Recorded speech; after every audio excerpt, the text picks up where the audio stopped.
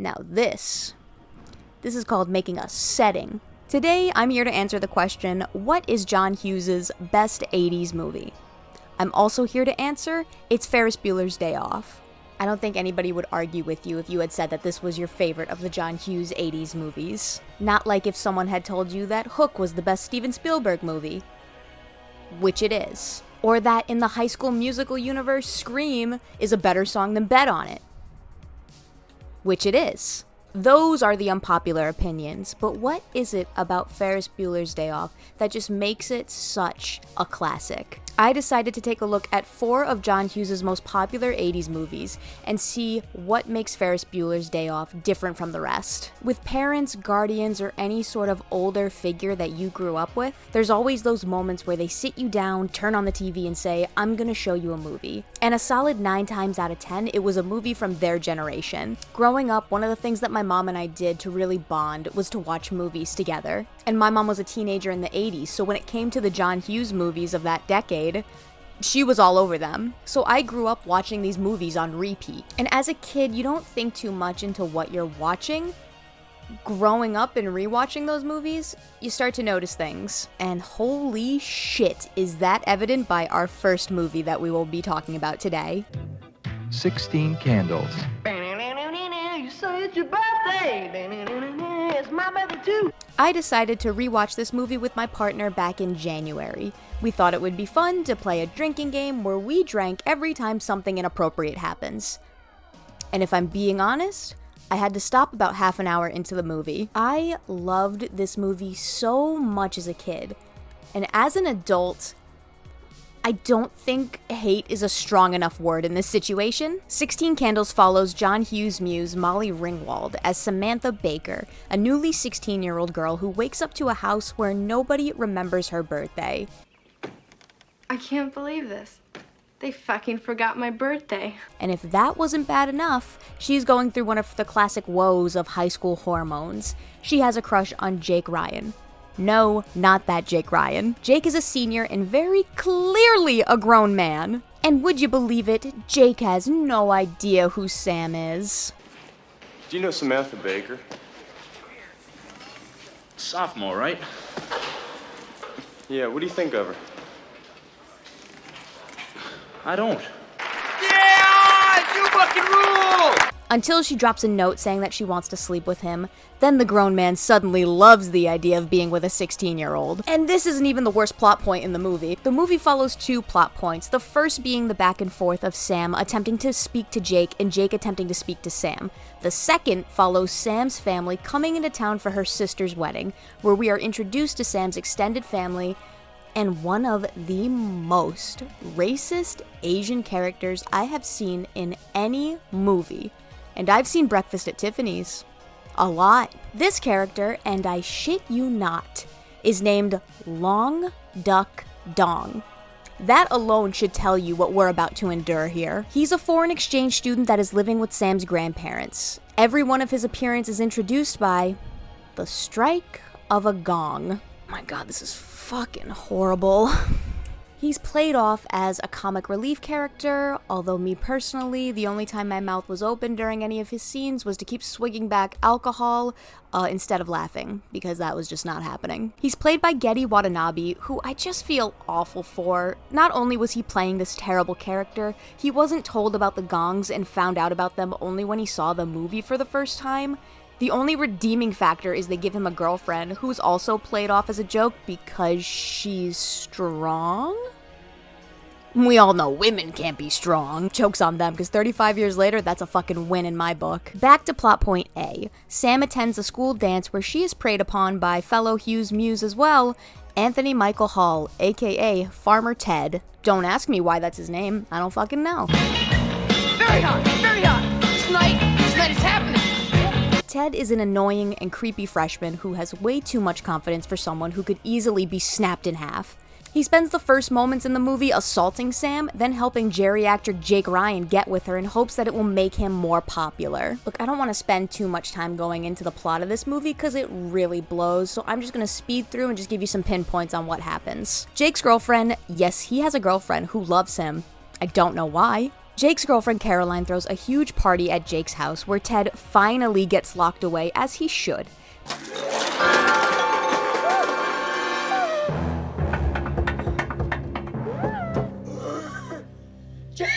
Jake creepily calls Sam's house late at night, and Getty, I'm not calling him by his character's name, fuck off, gets with his buff girlfriend. Again, he's the true winner of this movie. Jake then allows Ted to take his drunk girlfriend, pretend to be him, and assault her because, quote, she'll never know the difference. Oh no, but don't panic, don't worry guys, because it's the 80s, so of course she wakes up the next morning after having been assaulted by this boy, and is in love with him because she woke up in his arms. So fucking stupid. I can get a piece of ass anytime I want. Shit, I got Caroline in the bedroom right now, passed out cold. I could violate her 10 different ways if I wanted to. Guys, don't worry, it's fine, it's 1984, everything is fine. The assault, the racism, everything is absolutely fine. Anyways, the wedding happens, Jake and Caroline break up, and he wastes no time waiting for this child at the altar. Simply put, this movie sucks and it never deserved the praise it got.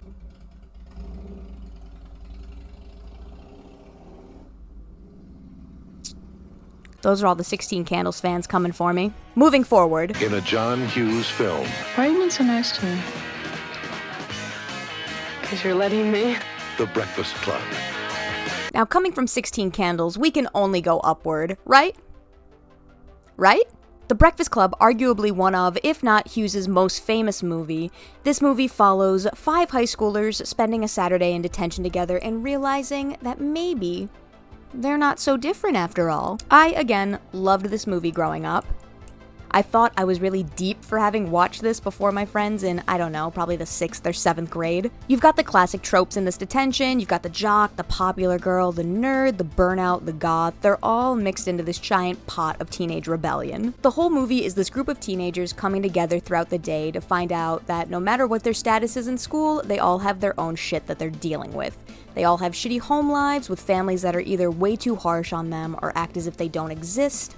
In all honesty, it's a pretty nice look into teenagers' lives in high school. The pressures that are put on kids at these ages, you truly never know what people go through, and I know that's a lesson that we've all learned growing up, but it's truly accurate. Kids at this age are really fragile, and everything surrounding them plays a part into their growth. Their home life, their friends, the expectations and pressures that are put on them. I've been out of high school for quite a long time, but I certainly remember what it was like to be in there and how shitty high school could be at times. All the expectations that are thrown on you as you are quite literally still children, expecting to figure everything out, expecting to live up to the expectations of your peers and your parents and your teachers. It's a lot for kids to deal with. So for its capability to personify the hell that high school can be, The Breakfast Club gets a thumbs up. Now, even though I've just praised this movie, it has its faults. The fact that this movie includes a scene with Bender assaulting Claire while hiding from the principal, only for the two of them to again get together.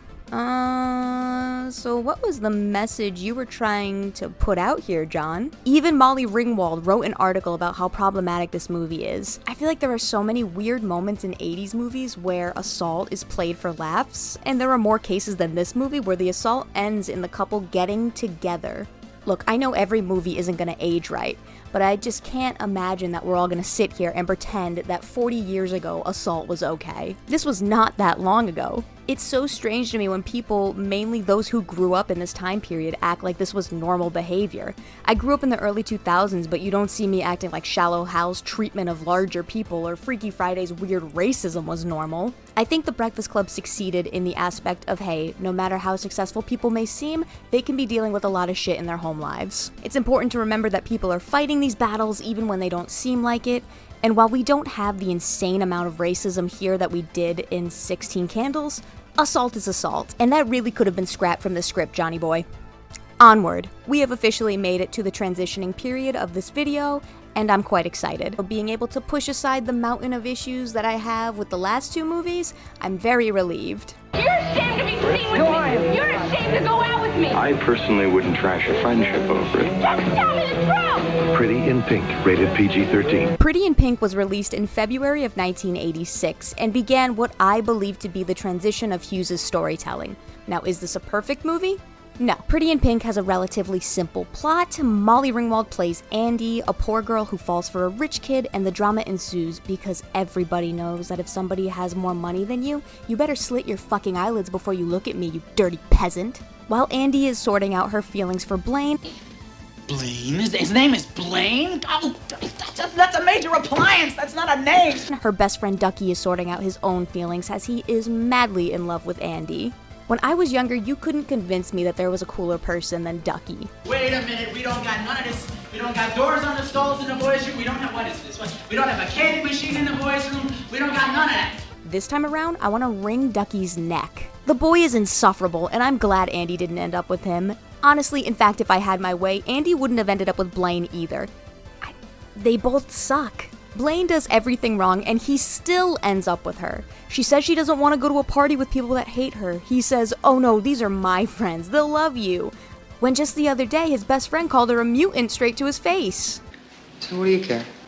Listen, my best friend is conversing with a mutant, and I'm curious. I don't think that's any reason to get defensive. This entire movie is Andy in between two guys who suck. Ducky's a creepy incel, and Blaine's just an asshole. But it's okay. It's the 80s, give him a pass. I don't know what was in the water, but it's something about just the 80s being filled with characters that were just horrible people, just being played off for laughs. I don't know how he got away with it for so long. Pretty in Pink was cute when I was younger, but seeing this now, Ducky needs to be locked away and Andy needs to get the hell away from Blaine because that relationship is just like that wig. A disaster. Also, the ending that we're supposed to think is so cute and loving. You told me you couldn't believe in somebody who didn't believe in you. I believed in you. Always believed in you. You just didn't believe in me. Fuck off. Between all the lip bites and times I've wanted to hold pepper spray to James Spader's face in this movie, it just wasn't the same. This was not as fun as it once was. Also, if nobody else is gonna say it, I will. That dress is hideous. Now, that same year that Pretty in Pink came out, Johnny Boy wasn't finished. Bueller. Ferris Bueller. Ferris Bueller's Day Off. Because life is too beautiful a thing to waste. He decided to drop this gem on the world with no hesitation. Having this as your favorite John Hughes movie is nowhere near an unpopular opinion, and there's a reason for that. This movie is fucking great. This movie follows high school senior Ferris Bueller and his attempt to show his best friend and his girlfriend that by cutting class and spending the day running rampant in Chicago, that life goes by way too fast and you need to savor every minute of it that you can. Along the way, we have characters like Principal Rooney and Ferris's sister Jeannie trying to catch Ferris and teach him a lesson that he can't get away with everything his entire life with no repercussions. I mean, you also have one of the best written teenage characters in any movie ever in Cameron Fry. So disappointed in Cameron. $20 says he's sitting in his car debating about whether or not he should go out. He'll keep calling me. He'll keep calling me until I come over. He'll make me feel guilty. And we're gonna disregard the fact that Alan Ruck was damn near 30 when he played that role. Doesn't matter. It was great.